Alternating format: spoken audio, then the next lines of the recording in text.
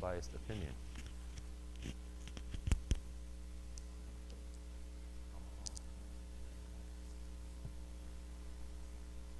For the class, I don't think we're going to have a class in Ramadan, inshallah. We'll take a break. We'll take a break, inshallah. So I think next week will be the last one before Ramadan. Is that the plan? Inshallah.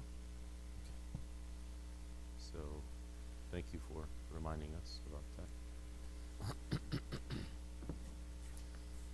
Okay. We can start? الحمد لله رب العالمين وأشهد أن لا إله إلا الله وحده لا شريك له وأشهد أن محمدا عبده ورسوله.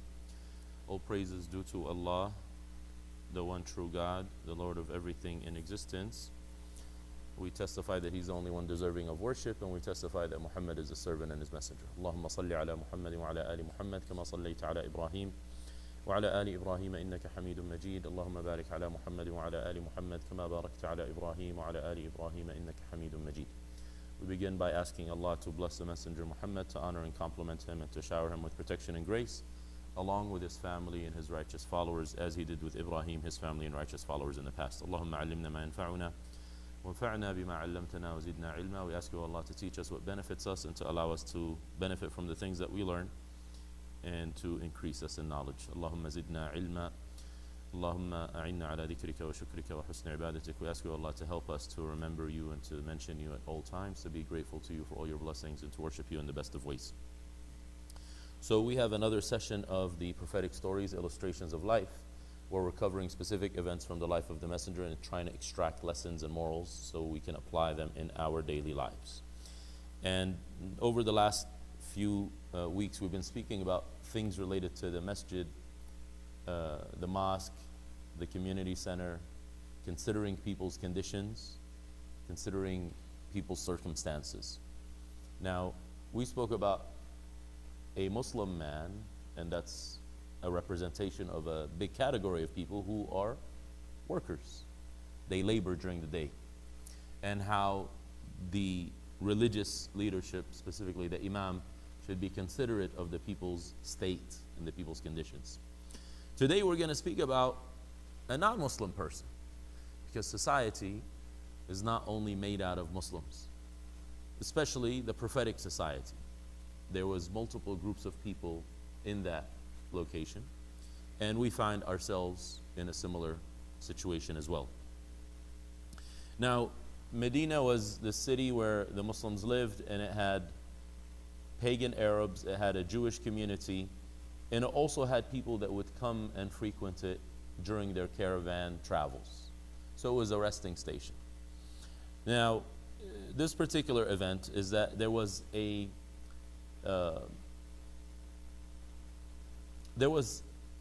group of people from the Muslim community that were tasked with going out and protecting the eastern borders of the city. Why would that be necessary? Border patrol. We hear about the border. We hear about protecting our homeland. And every community has the same type of feeling. You need to have security. You need to have protection. And Medina was no different than that. So there was a group of people tasked with protecting the eastern side of the Prophet's city. And while they were on patrol, they found a particular person. And he was basically in the wrong place at the wrong time. You guys know this expression. There is no such thing as wrong place and wrong time, because everything has been decided by God already. So if you find yourself in a place, that was the right place at the right time, even if the circumstances are not favorable. And definitely for this guy, again, looking at this story in the beginning, you're going to see how there is a turn of events. This is a man by the name of Thumama ibn Uthal. Thumama ibn Uthal actually had been traveling on a long journey. He comes from Central Arabia. He belonged to a tribe called Bani Hanifa. Bani Hanifa are a huge Arabian tribe. They happen to be in the central area in Arabia. Today, the area where Bani Hanifa is the capital city of Saudi. It's called Riyadh. Riyadh Najd. Right next to it is Wadi Bani Hanifa, where these people actually, that's their ancestral homeland. So this man basically had been far away from his familiar territory. So the patrol bring him, they arrest him, and they bring him over to the city. Now, this would be considered an enemy combatant at the time, because the enemies of the Muslims were waging war against them. So if you happen to be in the wrong territory, basically you're not supposed to trespass, and this guy was trespassing. As far as they're concerned, he comes from a hostile town, comes from a hostile tribe. They have no relationship with them. What are you doing here? We're going to take you to the city. Now we're going to see how the Muslim community, at least at the time of the Prophet, treated individuals like this. So he was a prisoner. They did not lock him up and put him in solitary confinement. They say solitary confinement is one of the worst punishments you can give a prisoner. Just keep them by themselves. Because human beings are social by their nature. They like to be around others. Loneliness, they say, is one of the #1 epidemics that cause people death and early mortality. Loneliness. Loneliness is different than being alone. You can choose to be alone, but you could be with people and feel lonely. So that's called torture. That's called punishment. They did not punish him in this way, although he was trespassing, he was in the wrong area. Clearly he was a criminal, he was breaking their law. They didn't keep him in a cell. They also did not put him in a military prison, which is what we hear right now. Again, speaking about the border, if you hear about the plight of some of the people who try to cross the border, a lot of them are treated like criminals for what? As a default. But we all know not all of them are criminals. Could there be criminal elements? Definitely. That's a fact. And we're not just talking about in America now. This is all over the world. Every country that has its neighboring land going through some type of turmoil, they're going to be expecting large waves of migrants. How do they treat these people who are trespassing their borders? Some countries are pretty civilized. They give them asylum and they take care of them. Others close the borders. Others bring them in so they can get international aid, but then they disrespect them, they mock them, they beat them up, they abuse them. So we see how people react, and this is not just in the pre-modern time, we're talking about in our day and time. Some of these people, they may be simply crossing the border and they put them in a military prison. I volunteer in prisons. I mentioned this before. They have specific prisons called immigration cells for people who have issues with their immigration. The person could be here for 40 years, doesn't have papers, they end up getting locked there. Also, a person who brand new just crossed the border could end up there. And these places are some of the least hygienic places, least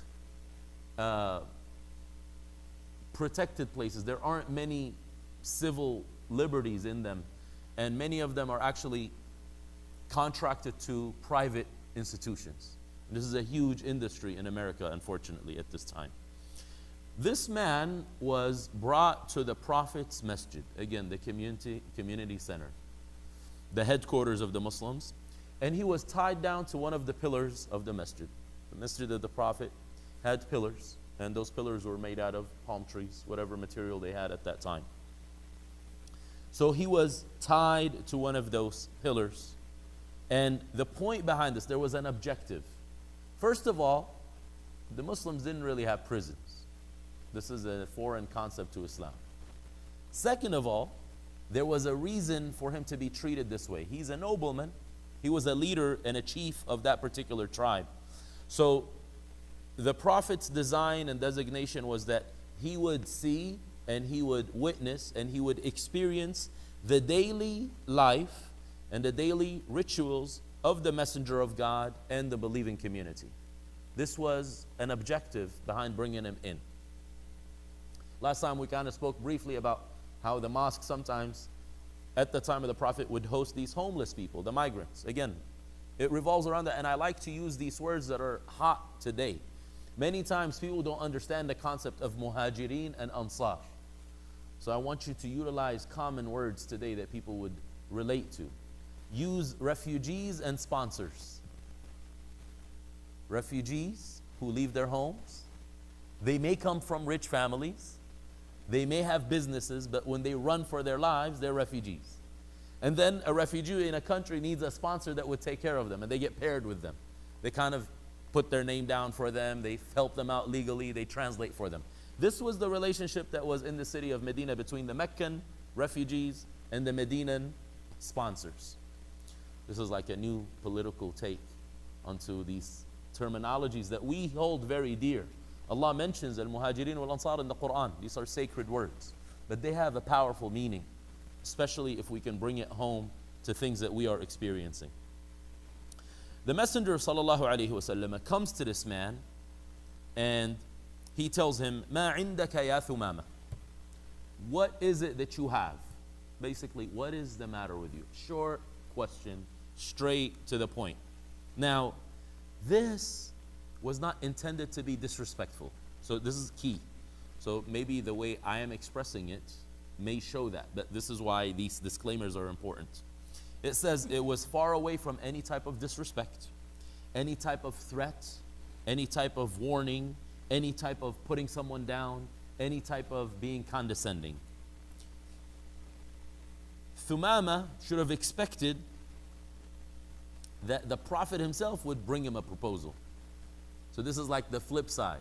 Someone who's coming, so I want to try to reflect over this. You would try to interrogate a person, or you tell them, you know, let's say it's the police who arrest somebody. I think the police start speaking first. And they tell him you have the right to remain silent, right? Here, the Prophet is not telling him you have the right to remain silent. He's engaging him in conversation. What do you have? What is the matter with you? And the Prophet sallallahu alaihi wasallam, instead of telling him what he is about to do to him, instead of reading him his whatever rights they call him and then telling him, look, if you don't do this, we're going to do that, he asks him and he tells him, you tell me what you want. And that's very important in conversations. Ask people what they want. And Thumama responds like a leader. He's a chief in his city, in his town, in his tribe. He's extremely confident with himself. He's a nobleman. So he says, "Indi khayrun ya Muhammad." I have a lot of wealth, O Muhammad. I'm basically a loaded man. Then Thumama decides, khayr, by the way, in Arabic means wealth. Many people think that it only means goodness, but it actually is a comprehensive term that means wealth, first and foremost. Then Thumama actually gives the Prophet some possibilities. What are some of the possibilities? He says, so he's kind of given him a preemptive response. He says, if you are to kill me, you're going to kill someone who has noble blood. My blood is not going to go to waste. I have big value with my people. You know why it's easy for certain people to get killed, whether it's by law enforcement or it's by different countries or different agents? Because nobody's going to go defend them. But you better not mess with what? What does America say? Hurt an American national, what are we going to do? We're going to mobilize our troops. We're going to destroy your country. Isn't that what we do? That's how America operates. So you don't mess with Americans. Maybe you may not like them, you dislike them, but they have power behind them. This is what he's saying. He's identifying himself. If you're going to mess with me, I got a big tribe behind me that's not going to let that go. وَإِن تُنْعِمْ, but if you treat me with clemency, if you treat me with honor, تُنْعِمْ عَلَى شَاكِرٍ, you're going to honor someone who's very grateful. I will appreciate it. And they say something in Arabic. They say, in akramta al-karima malaktahu, wa in akramta al-la'ima tamarrada.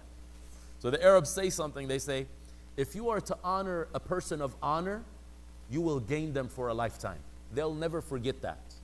But if you honor someone who's despicable, all he'll do is rebel. It's not worth it. Like basically, let's say you got a dog who's trained. A trained dog is a noble dog. So you give him food, he'll never forget you. He'll be like, you know what, man, this guy is good. He'll come and defend you and this and that. That's just a dog, not even a human. You go to a rabid dog, just some dog out in the wild, you try to feed him, what is he going to do? He's going to bite you, right? He'll rebel against you. Then he says, so he gave him two possibilities. You're either going to kill me, and I got people waiting to take care of my blood. Two, you'll give me clemency, and I will be very grateful. وَإِن كُنْتَ تُرِيدُ الْمَالَ فَسَلْ مِنْهُ مَا شِئْتَ. If what you're seeking is wealth, because he sees the condition of the Muslims is that they're extremely poor at this time. They're not well off. They don't have a good budget.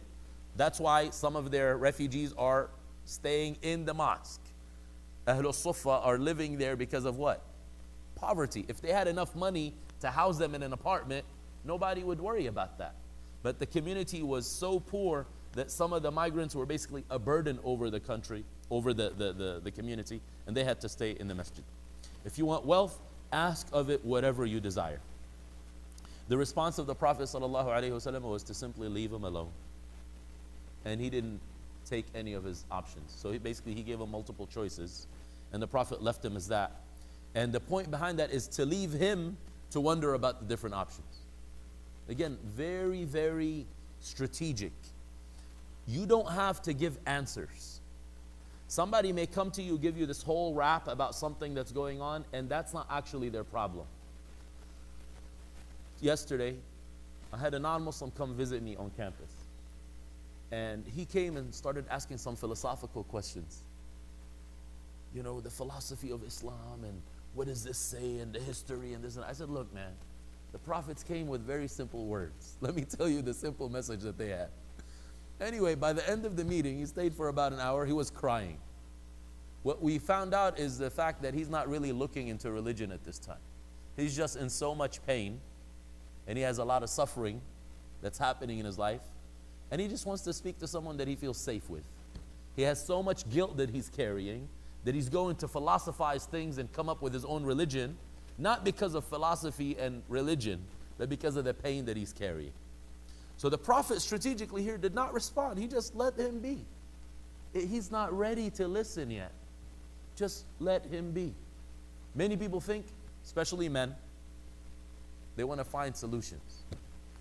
So your wife tells you something that's happening in the house. Okay, we got to do something about it. She doesn't want a solution. All she wants is for you to listen, that's all. And that's what gets people in trouble. They eventually will tell you, if you don't get the point, I don't want you to fix this problem. Stop trying to fix everything. But that's the issue, is people don't process information correctly. So the Prophet here wanted this man to be completely preoccupied with his own thoughts, but also to observe the messenger himself and whoever is around him. And the point is that he, by seeing the community and how they operate, he's going to realize what will be my eventual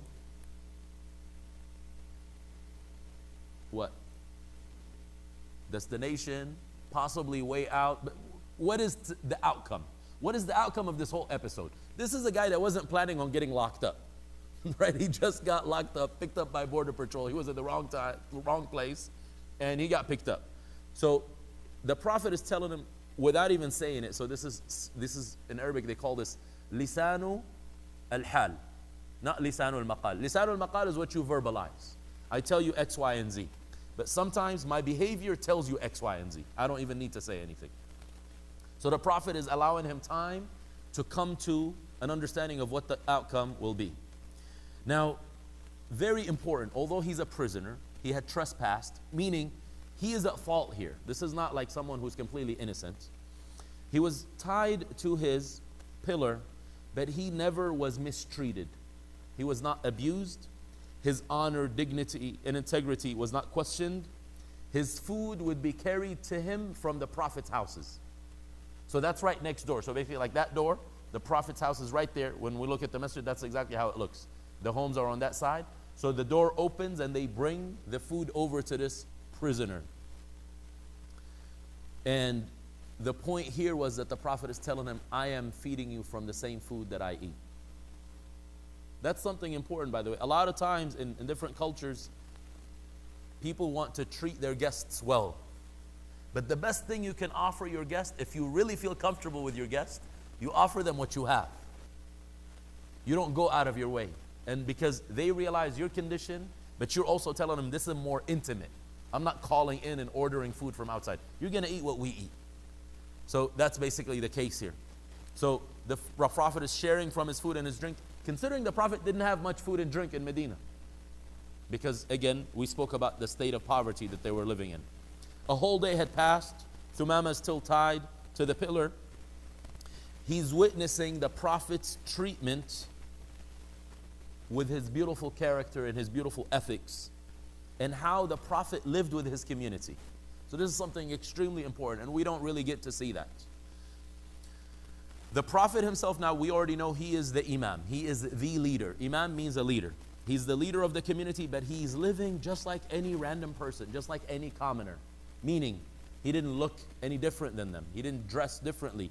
His living arrangement was similar to everybody else's. The whole community is right there. They see each other, and this is a guest who gets to see it as well. That's huge. 2, he notices that although the Prophet is so engaged and he has so many different responsibilities, again, we say he's a father, he's a husband, he's a grandfather, some of the things we've learned here. He's a teacher, he goes to the market, he's a military leader, he's governing, he's a judge. So he's got all these different hats that he wears, and yet at the same time, this man is witnessing him giving everything its due rights. And when he deals with someone, he gives them his undivided attention. That's huge. Because again, a lot of CEOs, they don't have time to waste.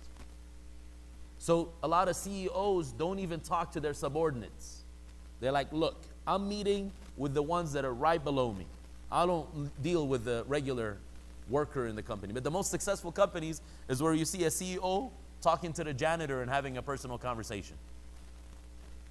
Whatever company or whatever hierarchy you happen to be in, if you're plugged into everyone that's around, they feel more endeared to you. And that's what the Prophet excelled in doing. This man also saw the lines of the Muslims, how they stood up in lines right behind the messenger, and he was witnessing this act of formal worship and ritual, which is extremely powerful. Several times, this guy that I was telling you about, the non-Muslim, how does he end up seeing the Muslim chaplain on campus? He was in the meditation room meditating, and he saw the Muslims performing salah, and that struck up an hour-and-a-half conversation about what is Islam. And then from that, they said, well, we have somebody who can answer your questions. Come and visit him. And hopefully we'll have a relationship. Today he sent me an email. He says, I really appreciated my time. A few months earlier, we had another non-Muslim. He was sitting in the meditation room because he was homeless. And he saw the Muslims performing salah in a straight line, and he was moved emotionally. He started crying, and then he inquired. He told them, tell me about this religion. And then they brought him over to me again. So this is not something where I'm going out of my way to meet non-Muslims, but they're being attracted to Islam. How? By seeing Muslims perform their ritual in public places. And people don't realize that your public display of Islam brings people to Islam. Don't hide that. Because we're not having conversations. Not everyone is a speaker. Not everyone is, an expert in missionary work. Not everyone can engage in arguments and debates and dialogues. But you can live the teaching by yourself. Here, the Prophet, of course, he had brought this person in, and he was seeing and witnessing all of this. Something else that he saw and he witnessed and he experienced was the recitation of the Quran from the lips of the Messenger sallallahu alaihi wasallam. The last 2 weeks we've been talking about Mu'adh reciting the Quran. So they say, imagine what it must have sounded like for the Prophet himself to recite the Quran. Sometimes actually he would ask some of his students and he would say, recite the Quran to me. And they would feel very awkward. They'd say, how can we recite it to you and it's being revealed to you? He's like, I like to hear it from other people too. So just imagine the Messenger of God is reciting. This is a pure Arab, meaning this man who's a prisoner, so he recognizes the words and their meanings. But you don't have to be an Arab to recognize the power of the Quran. Bring anyone and let them listen to this speech of God, and they will be affected emotionally. Maybe they won't understand the meaning, but it will have an impact on them. So again, Muslims should not shy away from sharing that with people. Play the Quran in your car. Play it in your house. Let people be exposed to it. It's good for you, and it's good for others around you. All of these images that he's seeing before his eyes were basically arrows, sweet arrows, letters that are going into his heart. And the next day, the Messenger of God comes to him again. Now look at this. The Messenger of God is not very persistent. The whole when you hear about interrogations and how they treat people that they lock up, they let them really live a miserable life. They say, I hear about this. So the most recent experiences were some people went to Jerusalem and then how they were treated at the border. So basically, they already have a file of your whole life story before they stop you. But then they ask you to mention your whole life story. So you sit for a few hours telling them your whole life story. Then they ask you to write it down. You write it down. Then another person comes and asks you the same questions again, right? Here, the Prophet didn't tell people, go and nag this guy. Go and bother him. Go and intimidate him.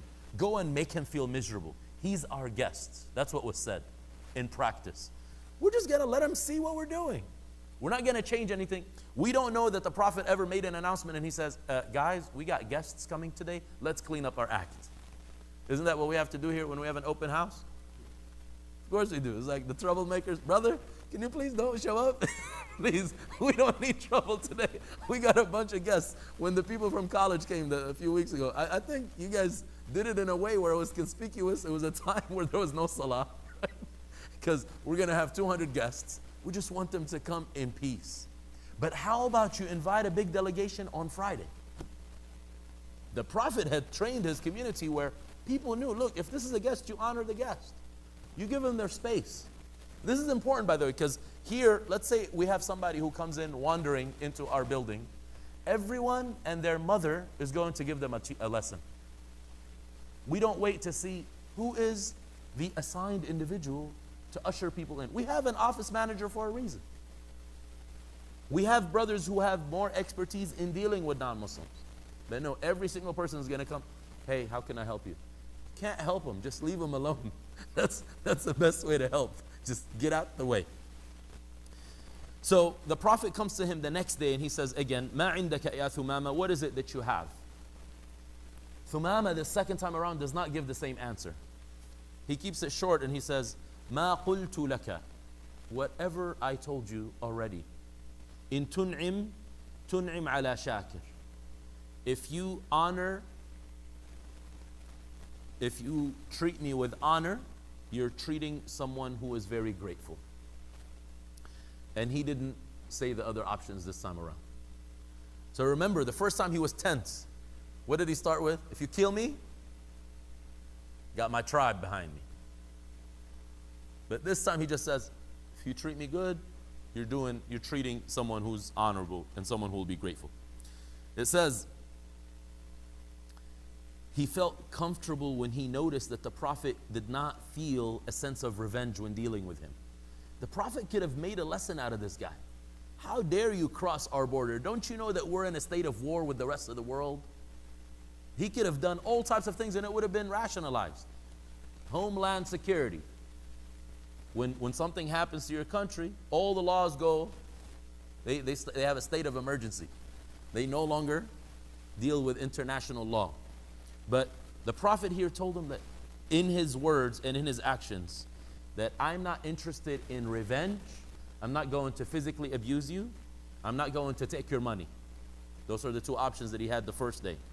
And that's why now the man within himself, he realized, look, man, this guy's not interested in money and not interested in hurting me physically. If he would have hurt me, he would have hurt me yesterday. But they didn't treat me, or they didn't mistreat me. So he summarized his answer with the thing that he felt the most likely response of the Prophet would be. And then the Messenger of God leaves him alone so he can live another day in the school of the Prophet. It's very good to have experiential knowledge. Many people think if we want to have dialogue with non-Muslims, we need to give them a lecture. We just need to treat them like humans and allow them to see us as humans. But we shouldn't say, we're just like you guys, because we're not. So they should see us performing worship the way we do it. And they're like, wow, I never seen anybody do that. This thing that you do, you bow down, you put your face on the ground. Who does stuff like that? You do this 5 times a day? That's what impacts people. But at the same time, we can still break bread, we can still communicate, we can still talk and have fun and so forth. So this man had another opportunity to live for another day in the school of the Prophet Muhammad, so he can see some more. And so he can witness other lessons and he can hear some more as well.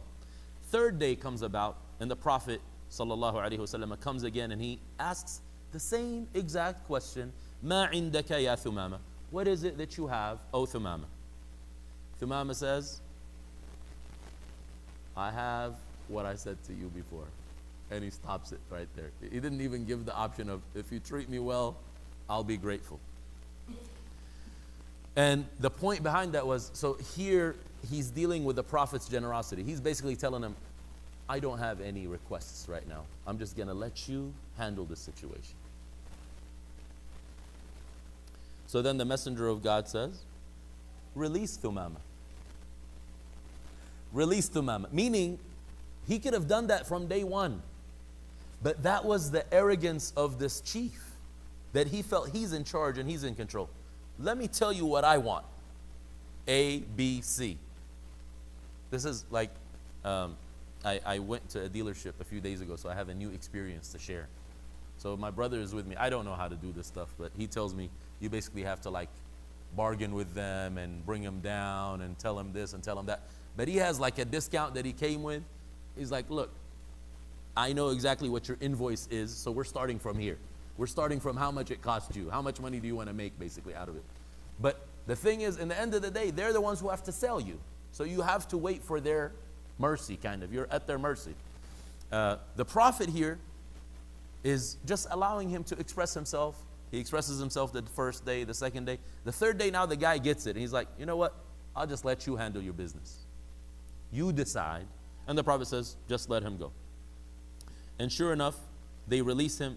When we say he was tied to a pillar, it doesn't mean that he was tied like a dog. It just means he wasn't able to have complete freedom. But again, he wasn't in a cell. Somebody may say, well, how was he able to relieve himself? Well, I'm sure they would take care of that, because you can't relieve yourself in the mosque, right? Because this is sacred ground. So any of these ideas that may come to people's minds, he was basically taken care of, but at the same time, he was confined. He didn't have his freedom. And basically, he had prophetic clemency without any conditions. Usually when, let's say, people get released, so when they lock them up in these immigration centers, I can only imagine, but I think they make him sign some type of document that says, I'll never come back to America again. I won't cross the border again. And clearly, this document doesn't mean anything, because most of these people are repeat offenders. They've done this before, and they're going to come back. They've had their family here. They catch him, they don't catch the rest of the family. They're going to come back and be with their wife and kids. Anyway, the Prophet did not give him any conditions, but he had spent 3 days in the Prophet's mosque, and he had heard and he had seen different images of the Prophet's life. He listened to passages from the Quran, the revelation and the recitation, the speech of God. And when he went out of that mosque, he had a completely different outlook to life than the way he came in. So what he did was he found an area. Again, Medina at the time was full of palm trees, orchards, fields. He went to an area nearby and he bathed. He took a full bath. Then he came back to the masjid on his own this time, on his own accord. And he stood right before the messenger of God and he says the statement of faith. I testify that there is nothing worthy of worship except for the one true God, and I testify that Muhammad is the messenger of God. O Muhammad, I'm telling you by God, there was no face on earth that was more disliked and hated by me like your face. And today your face is the most beloved face to me. There was no religion in existence more hated to me than your religion, and today it is the most beloved religion to me. There was no city on earth that was more hated to me than your city, and today your city is the most beloved city to me. He says, your horsemen picked me up, and I had intended to go for Umrah. So he's from Central Arabia. They would usually go down to Medina, and then they would head south to Mecca for pilgrimage. He's an Arab, a pagan Arab nonetheless, but they also performed Umrah. He's like, this is my intention. That's what I wanted to do when I got caught, when I crossed the border. So what do you think I should do now? So the Messenger sallallahu alaihi wasallam responds in the following way. He says to him, he congratulates him, and he says, I think you should go and perform your Umrah. That was your intention. You should follow your intention. Continue with that intention. Now you have the proper beliefs. And Thumama goes to Mecca, He performs the main rituals, which is to go around the Kaaba, go between Safa and Marwa, and then he decides to announce and to vocalize his Islam. Where is he doing that? The wrong city. The city that kicked the Muslims out, that made them into refugees. And he did that in spite of the people of Mecca. And then one of the people asked him and they said, did you leave your religion? Did you apostate? Did you turn your back on God? That's what converts to Islam hear all the time. And Thumama says, no, rather I have submitted and I followed the Messenger Muhammad sallallahu alaihi wasallam. And he makes a promise to them. He says, from today on, you will not receive any grains from Yamama. Yamama was this fertile area in Central Arabia that offered grains to Mecca. Mecca has no plants. They require other people to bring them food. Mecca just has the animals that they graze, but they have no natural resources. He says, I'm not going to send you a morsel of grain until the Messenger of God allows it. So he already told them basically who's in charge. Although they know him as a chief of his town, he says the Messenger of God will decide. Then he goes back to his people, and since he was a chief, he told them, guys, we're having an economic boycott of Mecca. Don't take anything to them. Don't bring them any food. And what this did was, of course, hurt Quraysh. It hurt them. This is like basically economic embargoes really hurt people. It isolates them and it makes them do a lot of weird things. Right now we're hearing again in the news, North Korea. As soon as this guy decides to put his nuclear stuff away, that country is going to get opened up to the world. And people are going to have more food and more things to enjoy life instead of living in misery. So basically Quraysh now is feeling the hurt. So then they wrote to the Messenger of God sallallahu alaihi wasallam and they said, we are related to you. And you came with the command to connect family ties. They're reminding him of his own message. So then the Messenger of God wrote to Thumama and he says, let your people give the Meccans grains. And the grains of Yamama returned back to Mecca with the command and the instruction of the Messenger sallallahu alaihi wasallam. So now we're going to have some of the lessons here, and there's different amazing things to this. I just don't want to lose track because there's a few things that were in my mind about how the positive treatment influences people. Yesterday we heard from a brother, he works for Islamic Relief USA. And this organization, of course, most people know that they have operations in 60 countries around the world, but USA means they go to disaster-struck areas in America. So in the last few years, we've had disasters, hurricanes, fires, and stuff like that. So they go to these disastrous areas and they help the communities rebuild and so forth. They send teams of volunteers. They said they went to this, I can't remember the exact state, but they were placed with, they partnered them up with a team of rural area in Pennsylvania, and it was a church that actually did not want to work with the Muslims.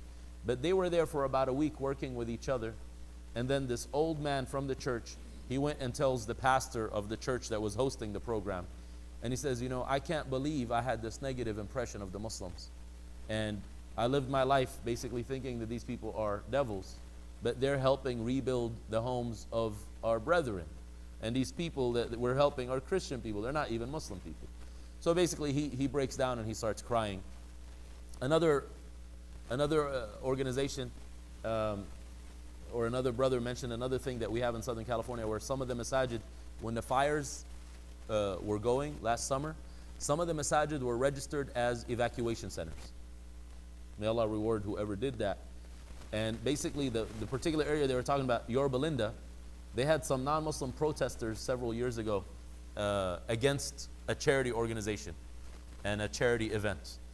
And what's amazing is this particular gentleman, he ended up being evacuated to the mosque. Now he had no clue that he was going to the mosque. The guy that picked him up, so basically they assign him to somebody that comes and picks him up. The Muslim guy's name is Paul, so he didn't think he's a Muslim. And then basically he drives them all the way to Garden Grove Masjid. Garden Grove Masjid is like this, but it's bigger and it's obviously a mosque. This is not obviously a mosque. And the guy's like, where am I? From the outside. He's shocked. He refuses to leave his car. So they think he's just stressed out. They have no clue about the background story. They think he's just traumatized. You know, his house is on fire probably. And they try to convince him. They brought other brothers. Brother, how can we help you? They brought him food. They're just trying to make him relax. And then he breaks down crying. He comes out of the car and he sees the same brother that he was protesting against several years ago. They basically hug each other and they cry, and a reporter from the LA Times actually captures that moment. So this is on the LA Times. So what did they do? Just witnessing what the Muslims did in their proper behavior. That's the story here, is that this stuff can still happen in our times. Although a lot of people freak out, Islamophobia this, border wall that. Just let's do positive work and let our actions do the talking. Like the Prophet's actions did the talking. They didn't converse with him. If you remember anything in the story, was there ever a speech? Well, let's tell you about Islam, Mr. What's his name? Thumama. Did they even address him about Islam? No conversation about the religion. Just see us in action. See how we behave, how we treat one another. The very first lesson here, it says, the powerful personality of Thumama and the honor and dignity that he had, although he was standing before the Messenger of God as a prisoner, tied down to a pillar, and he was waiting for the different choices and possibilities in death, basically. How is he going to get killed? Is he going to get decapitated? Is he going to be tortured? What is going to be the method of his death? He thinks in his mind, but with that, he was still steadfast and strong. That shows you how much honor he had. He wasn't scared. He wasn't terrified. And that's how he spoke to the Prophet ﷺ. So he gave him the options. And he was very strong and passionate about them. He didn't see that, he was a weak person. And the Prophet ﷺ actually recorded that mentally, that this man is a man of honor. This is a person who's got high self-esteem. We're never going to hurt that. And that's something very important. Many times we have people coming to our community and then we expect them to be like a janitor the next day. It doesn't work like that. You have to honor people and keep them where they're at. أَنزِلُوا النَّاسَ مَنَازِلَهُم. Honoring people is something from Islam. Yes, everybody is to be treated equally, but certain people deserve special respect. So this particular personality trait of his, this power and dignity and high self-esteem, became a key while he became Muslim. He kept that. He didn't lose that. And that's the importance of telling people, look, when you embrace Islam, don't lose your personality. Refine yourself, but don't lose your personality. Your personality is supposed to shine. Islam accepts you the way you are. Just work on developing anything that may be negative. But some people, what they end up doing, and this happens in our community, you have a convert who's a white American. He starts speaking English with an accent. It's like, brother, where are you from? He's like, I'm from here. Why are you talking like you just came from like Indonesia or Pakistan? You sound like an immigrant. What happened to you? He basically has changed himself completely. That's not appropriate. You got to remain true to yourself. And the Muslim community also has to remind people that stay true to yourself. Don't get excited. Oh, look, he looks so cute. He's dressed like us. He's not a toy. It's not a doll. It's not a talent show. You dress him up and, oh, look, he's so cute. Sister's so cute. You look Chinese today. I'm not Chinese. And every day we change them up, right? And then we teach them the different foods too. That's not part of Islam. Just let people be. And the Prophet here, sallallahu alaihi wasallam, showcases that. And that's why the man kept his strength after Islam. So as soon as he embraced Islam, he goes to a hostile environment, which is Mecca. And what does he do? Most new Muslims are terrified of showcasing their Islam. Why do you think that's the case? Because they're not empowered in the Muslim community. How would they be empowered in their community of origin? They come and they have no voice in our community. And then we tell them, yeah, you got to tell your family about your Islam. You got to share this message, because if you don't, that's going to... The Prophet here did not tell him, go showcase Islam, but he preserved the guy's dignity. So the guy on his own, he goes and he's like, you guys not getting no food from us. Self-esteem. So he said that I'm with the Messenger of God. He made a decision and he prevented them from the the produce of his town. What he was doing though, it wasn't just a financial boycott. He wanted to teach him a lesson. Muhammad sallallahu alaihi wasallam is going to decide your fate. I want you guys to know who's in charge. You guys drove him out of his city. He's in charge of your food. We're going to learn that lesson in a little bit.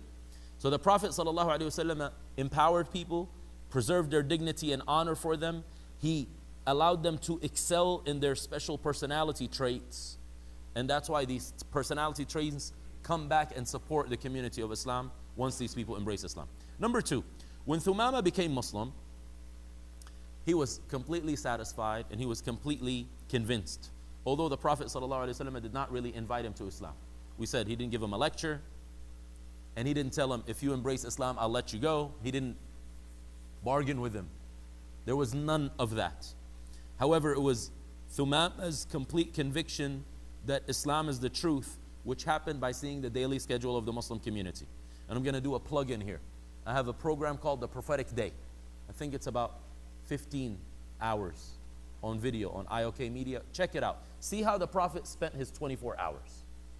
It's very powerful because that's how you're going to imagine how this man experienced these 3 days in the Prophet's city. He got a dose of that for 3 days. He saw them how they behaved in their headquarters in the mosque. He heard the message of the Quran while the Prophet was engaged in worship. And he would hear him behaving and acting in a way that convinced him that this man is speaking the truth. The most important thing with a messenger is that the messenger can prove that they are truthful. Once the messenger proves that they're truthful, people will accept them. And this man saw the truth in the Prophet's behavior, that he would not make this up. And that's why his faith was strong. His faith was unshakable. What's interesting here, you guys may have heard about Yamama. What's Yamama known for in Islamic history? Banu Hanifa, what are they known for? Right after the Prophet dies, there was a false prophet called what? Musaylama. Musaylama was in Yamama. Yamama was the most tragic event after the life of the messenger, which took out most of the people who had the Quran memorized. And the reason we have the Quran documented in paper form is because most of the people who had the Quran memorized got killed, and that's how that idea came about, is make sure that we preserve it because we don't know how long that's going to last. That's part of the story of the preservation of the Quran. Thumama was from that same city. Most of his people apostated from Islam. They left Islam and they followed this false prophet. But he stayed firm and he actually fought against his own people to bring them back to the fold of Islam. That's something very powerful. Although he didn't spend much time with the Prophet. Number three, Thumama forced Quraysh to utilize the Prophet Muhammad sallallahu alaihi wasallam and to ask him to intercede in order for them to receive food support from Yamama. Quraysh, what they did was remind the Prophet and tell him, you came with a message that connects family ties and takes care of the needy. Now, look at this. The Prophet it could have been very easily done that he could respond to them and tell them, you guys were the very first people to break family ties because I'm your relative. Remember, Quraysh is related to the Prophet. So a lot of people, again, they hate the Meccans or they hate Quraysh. They don't remember that these people are the Prophet's family. This is like one family having internal issues. The Prophet didn't tell them, well, you guys are my family and you started this beef. He didn't remind them of that. He also didn't tell them, remember how you guys had an economic boycott for 3 years against Bani Hashim? Bani Hashim was the immediate clan of the Prophet, and they weren't all Muslims. So it was the Muslim community and their non-Muslim allies and supporters. They were all under economic embargo for 3 years. What are they called? Not concentration camps. The place where they kept the Japanese. What are they called? Internment camps. So Banu Hashim stayed for 3 years in an internment camp. He could have reminded them, remember when you guys stopped feeding us? You know what they used to eat for these 3 years? Whatever bushes grow in the desert. They said when they started using the restroom at that time, it would be like what goats do when goats defecate. Because they're eating the same food as goats. They suffered tremendously. By the way, it was the aftermath of that that got Khadija and Abu Talib dead. That's how they died. It was due to the difficulties. Right after the embargo ends, they pass away because they just suffered tremendously. And Khadija was what? A noble woman, a rich woman. But all that wealth was gone because of the economic embargo. So the Prophet could have told them, you know, this happened. Revenge. You guys made me lose my... The most beloved people to him was his uncle and Khadija. And we spoke about that before here. But he did not remind them of that. He also could have reminded them, you guys drove us out of our city. You made us turn into refugees. And you didn't remember that we are related to you.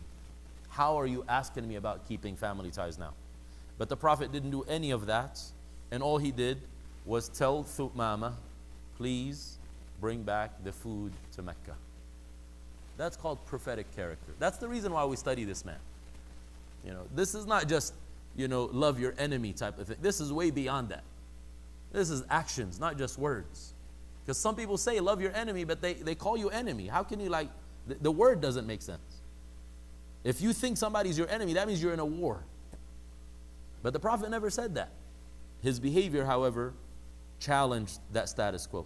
The Prophet ﷺ did not have this, you know, this is a particular carnal desire to have revenge. Whenever I have the ability to beat someone down, I'll do it. That's part of the animal instinct within people. But the Prophet did not deal with people based on their standards. He dealt with them based on his standards. This is important. Let's say financially.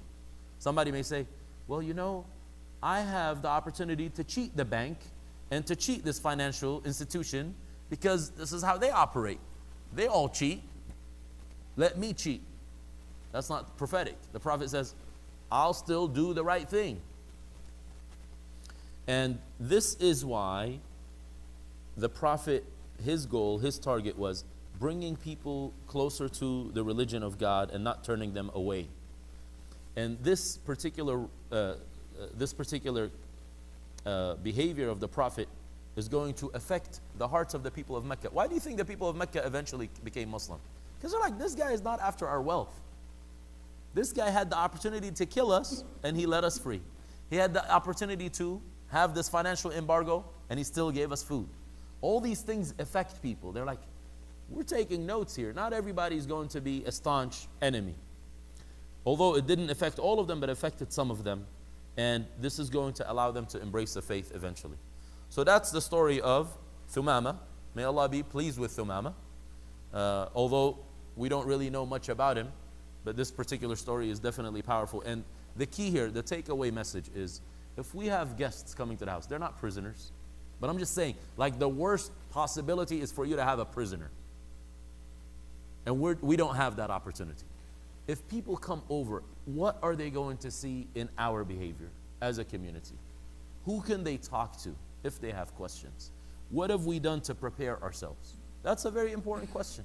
We should consider that. Hopefully our community can talk about that and make sure that the masjid is vibrant in a way where it's safe for people to come in, and then people are allowed to see us in action, living Islam, taking care of one another, caring for one another, being empathetic. We ask Allah to guide us all to do that. رَبَّنَا آتِنَا فِي الدُّنْيَا حَسَنَةً وَفِي الْآخِرَةِ حَسَنَةً وَقِنَا عَذَابَ النَّارِ. We ask you, Allah, to give us the best of this life and the best of the next life, and to protect us from your anger and from the fire.